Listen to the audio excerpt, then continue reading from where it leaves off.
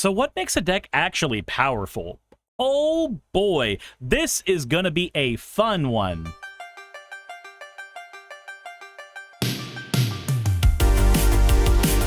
So I was browsing the EDH Reddit and I came across a feed that had a question that I love for Magic the Gathering, and it's what actually makes a deck powerful? Now there's a whole story in here we're going to go over, but the question of how you make a deck powerful in Magic the Gathering really does depend on a lot of factors. It depends on the format you're playing, it depends on the level you're playing, if we're playing in EDH, what bracket you're playing to. There's a lot of different factors that go in, so I find the question super interesting. Let's go ahead and look at the story that's available here so that we can figure out exactly what angle we're shooting for. Billouette here says, I preface this by saying I mostly play 1v1 commander games where my Shiko and Narset unified deck still makes sense. Even with average cards, doubling a removal effect and a burn spell can go a long way. So of course, Shiko and Narset Unified are the Storm Commanders from the Dragon Storm decks recently. One of my favorite lines of precons we have gotten. 5 precons, all super powerful, all of them incredibly thematic, and I adore each and every one of them. Shiko and Narset Unified I also really like because you can go a variety of ways with it. You can go Voltron with it, you can go Storm with it, you can go hard burn with it, you can go control with it by copying removal spells and draw spells to give yourself advantage. There's a ton of ways to go with Shiko and Narset, so I honestly think that it's a great deck. Newer players, if you haven't picked it up, it's usually pretty cheap. And somebody here may actually be sponsored by Mana Pool, where you can pick it up over there for cheap as well. That's just an option. The post goes on to say that still sometimes I get into regular EDH games, and I can't see how a common deck that focuses on the good old play creatures and attack can win. So your standard mid-range strategy, I guess, is what they're looking at. Yesterday, my friends and I started a game where I was playing Inspirit the Flagship Vessel against Hearthhole, Taval, and Zuladoc. So, dude was playing the new Inspirit Flagship Vessel Precon, the America Charge Counters Precon. I guess since he's newer, he's focusing on America colors, because that's what Shiko and Narset have as well. Honestly, picking up precons in similar colors is a good thing to do when you're starting out, because you get a nice little base of staple cards that you can shift between the decks and focus on one deck that you need. Whenever Wizards makes a precon, they usually disinclude some pretty important cards that are normally staples for color combinations, but they put those cards in subsequent decks. Like, for instance, sometimes Wizards will print a precon that has Cultivate and 3 visits in it, only to print a subsequent precon 3 months later that has Nature's Lore and Kadama's Reach in it. And this happens a lot. It really does kind of incentivize players to buy more product, because none of the products that they make are fully 100% complete packages, but they are playable out of the box. So, okay, that's just a personal observation. Let's continue. Of the commanders that are at this table, Hearthhole is very strong, Taval is incredibly strong, but Zuladoc kind of stands above the rest. If a Zuladoc deck is able to get its game plan off the ground, then it's basically game over for everybody involved. Post goes on to say that even in 1v1 I've played a ton against Zuladoc. I know how strong that deck is. I wasn't expecting how strong the other two were, though. The game started slowly, but I had some early game plays. I managed to play my commander on turn 3 and got Core Tapper and Patrolling Peacemaker out. The Peacemaker was nuked instantly, even though considering how the game went, it wouldn't have proliferated much. Now, let's note that Core Tapper allows us to put charge counters on artifacts, and Inspirit is a charge counter heavy deck, and Patrolling Peacemaker lets you proliferate anytime our opponents commit crimes, anytime they target any of their opponents. Patrolling Peacemaker can get you a lot of counters early, so the hindsight of how many counters it would have created in X scenario doesn't really matter. If I see Peacemaker on a board, I am blowing it up because I know what it can do. At some point, the Hearthhole player casts a Blasphemous Act, which lets the Taval player reanimate their whole graveyard with Living Death. This also gave the Zuladoc player their first card of the game, effectively. So yeah, Blast Act hits the board, everything goes away, and then the player can play Living Death, allowing them to summon a bunch of creatures from the grave by getting rid of the creatures that are on the board first. And if the Zuladoc deck hasn't been able to actually get anything online, then yeah, it's going to get a creature from the grave out when you do the Living Death ability. This would mean that in most scenarios, the Taval player should be able to cinch the game, right? Well, the Hearthhole player ended up winning because they managed to sacrifice all their lands to kill everybody in a single turn.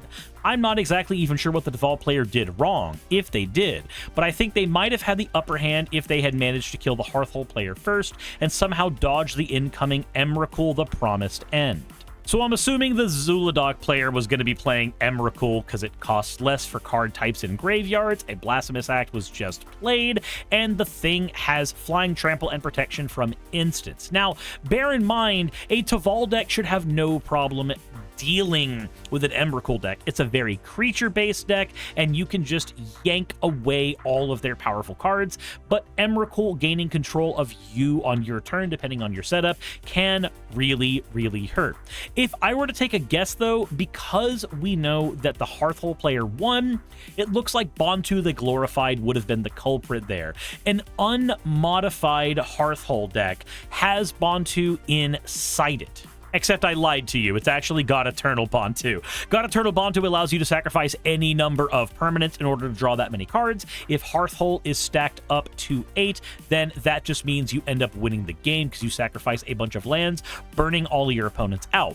It's a blink and you miss it combo in the Hearthhole deck that requires a decent bit of setup, but is still incredibly strong when you execute it. When I read that the player here didn't know what the Taval player did wrong, I don't know if they necessarily would have done anything wrong. We don't have enough information for the entire game to figure out exactly what went down in it, but bearing in mind that there's very few ways for Taval to gain access to haste after a Living Death ability. Like, you have the Crashing Drawbridge that can do it, and you've got access to a couple of cards in green that give haste to everything, but in Sultai colors, it's very much a control the board until you have a board state that wins, not on this turn, but on the next turn type of mid-rangey strategy, as opposed to letting haste just kind of eat your opponents out. Anyway, the dude continues saying, my deck isn't strong, and I know it. It's slow. It's not equipped to have much counterplay. I was also thinking of building a mono-red Dragons deck, likely Sarkhan Dragon Attendant, but I'm not that experienced with Magic the Gathering. How can I make these decks actually threatening? I don't like combos, but I'm not even sure that I could really do anything without some high-value play. So I don't know what high value play means here. If high value play means high money play, then that's not really necessary. It's in fact actually a giant focus of this channel to not use high budget cards when we don't have to. If you're talking about high value play as in getting a lot of value out of your cards, then that's just building a good synergistic Magic deck that gets a lot of oomph out of its individual plays. The thing that makes powerful decks powerful are how consistent they are and how reliable whatever they're trying to do is in terms of closing out the game. If my deck creates a bunch of 0/1s consistently, but I don't have a way to make those 0/1s end the game, I've created a consistent deck that has no reliability in closing out a game whatsoever. So earlier in the post, a mention was made of not knowing how to close out games with decks that just put things on the board and attack with them. Well, a very powerful deck that I have right here, that's $20, that has the focus of putting big things on the board and attacking with them, is Satoru Umezawa. Umezawa's got a lot of ways to draw cards with giant creatures like Sinks of the Second Sun and Thought Monitor, and he doesn't plan on spending full mana on them because Satoru Umezawa simply doesn't need to. The way that the deck ends up winning the game is by getting big creatures out and making sure that many of those big creatures get rid of several cards on our opponent's turn or on their board. Breaker of Armies forces our opponents to block in an inopportune way. Cards like Voracious Fellbeast and Vile Mutilator are not only big flyers that can close the game out, but they also get rid of a lot of creatures at once on our opponent's boards. By making sure that our card board is very efficient, making sure that it's able to not only clear the board out of problematic creatures, but also be able to do damage as we're going, that is what makes a deck strong. This is why I love cards like Duskmangler so much. It not only clears 6 cards away from my Cranium, I don't have to think about a card in each of my opponent's hands, and I don't have to think about a creature on each of my opponent's boards. It also deals 4 life worth of damage when it comes out, allowing me to close out games better, because my opponents are not likely to be able to handle losing 4 life over and over and over again without seriously dedicating to a life gain strategy. But it's also a 5/4 creature that has the ability to just swing in and do damage, constantly making sure that your deck isn't just spinning its own wheels, but is always trying to get towards a method of winning the game, be that milling our opponents out, setting up a combo, or simply doing a lot of damage, which is my favorite way to close out games. That is what makes a deck powerful.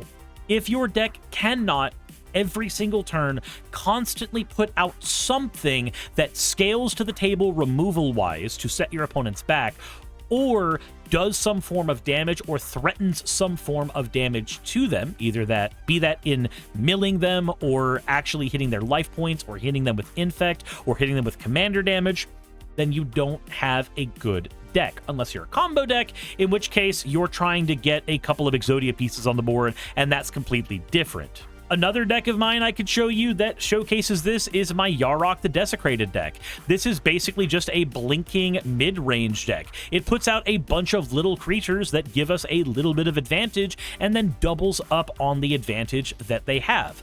If you've already been playing Shiko and Narset, you're already familiar with this kind of strategy.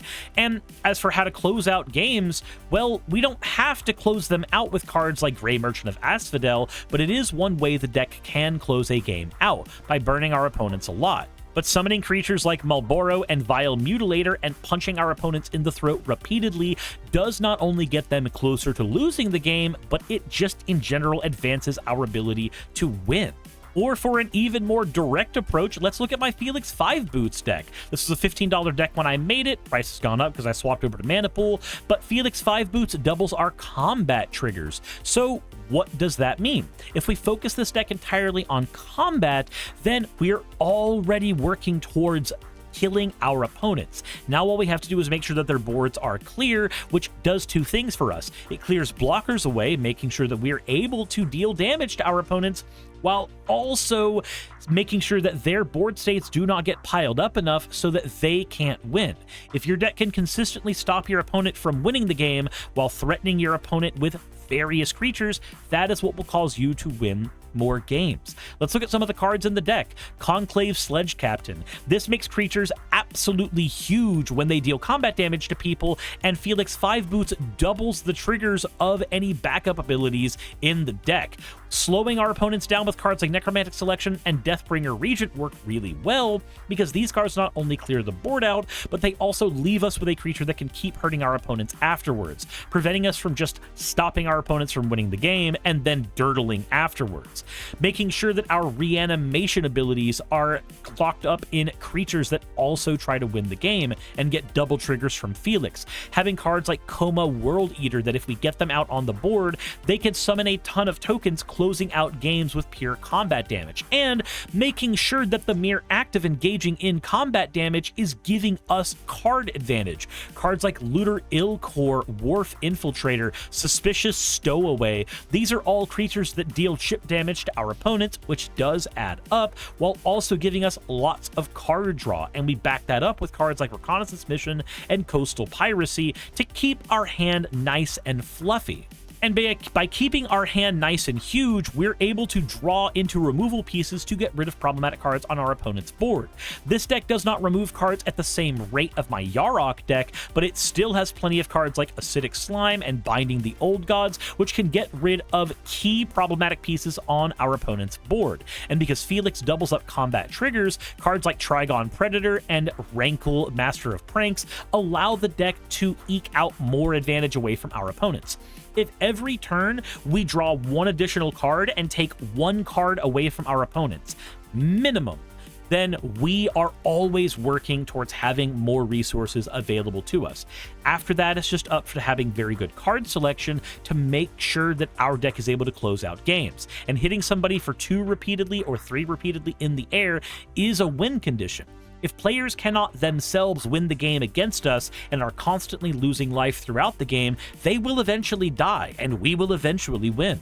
I mean, obviously, you can go with aristocrat-style strategies that have the ability to burn our opponents out a lot with a variety of cards, but I understand that your question was more geared to how do I win with just combat damage? How do I win by just getting creatures out that do damage to the opponent? That seems hard. Now, in your specific game, Hearthhole's final ability only happens whenever he is stationed up a lot. So a good way to prevent yourself from losing to Hearthhole is to just stop Hearthhole from stationing up to 8. Anytime your opponent would try to get Hearthhole stationed up a little bit, get rid of the creatures that are stationing it up, and use cards like Trigon Predator that can repeatedly get rid of artifacts or enchantments so that the Hearthhole can never get fully stationed. This is why when I play Hearthhole, I don't station Hearthhole up to full until I'm ready to win the game, because if you station him up early, people are just going to keep on blowing him up. They have to. They have no choice. What I can say is that if you're already playing 1v1 formats, even 1v1 commander formats, you're already training yourself to do better in this regard.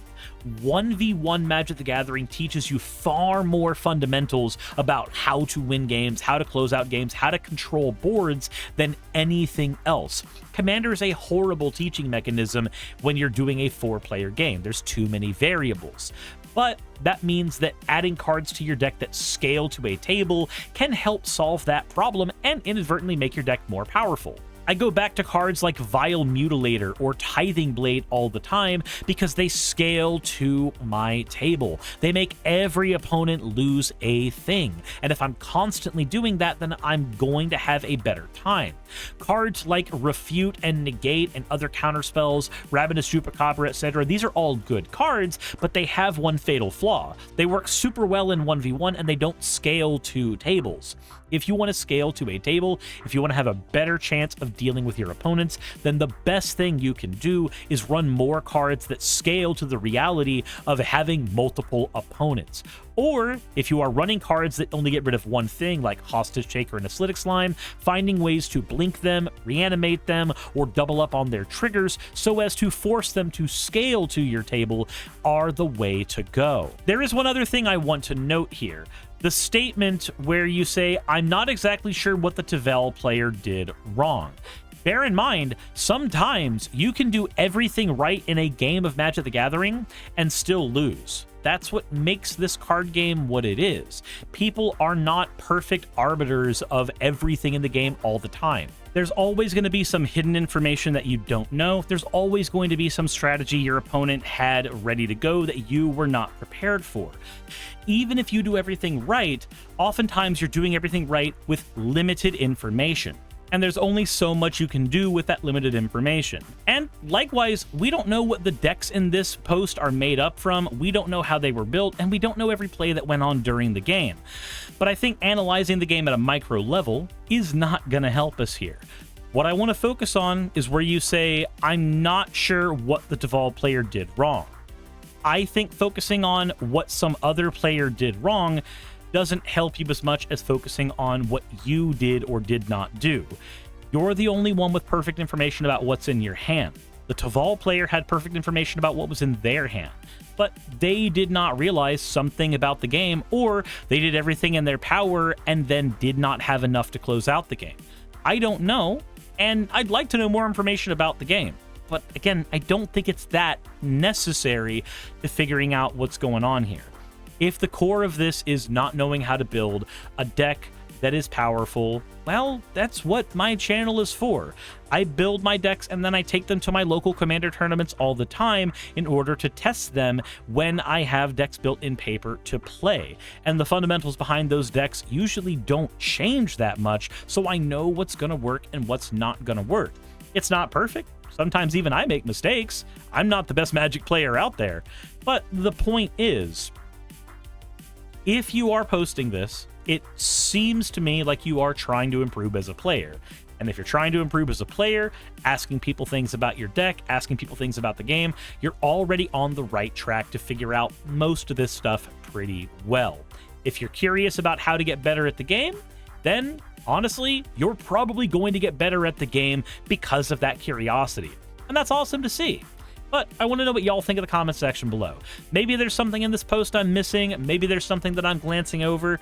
But if there is, let me know, and I would love to see y'all's opinions on it. That all said, thank you for watching. I appreciate each and every one of you. Every deck that I mention is one that I actually built on my Mox field, and you can find videos for those if you want.